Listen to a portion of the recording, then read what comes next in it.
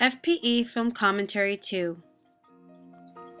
Audience's 3 questions. What's going on? A photographer who is bound to his wheelchair with a broken leg sits restless, bored and waiting to get back to work. Meanwhile, he notices that his daily routine of people watching becomes a thing of interest when one day he observes that the salesman from across the way begins to have many late-night trips out with his sample case.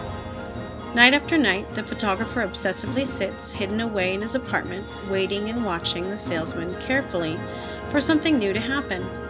As each moment passes, he slowly pieces together what seems to be his own personal murder mystery. At least, that's what he thinks. Who's involved? From the beginning, there seems to be only one main character, the photographer, but as time goes by, his uptown girlfriend sticks around to get in on the action.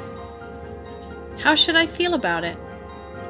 At first, I wasn't so crazy about watching a movie about voyeurism.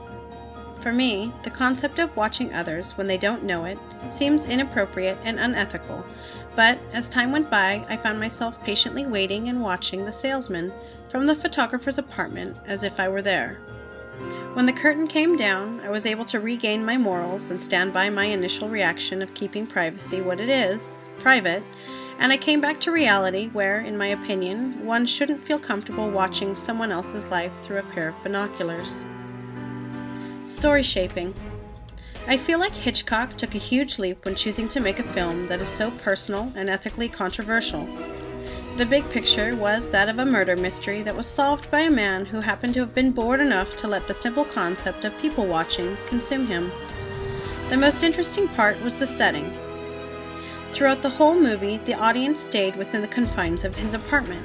Not once did we leave or change location.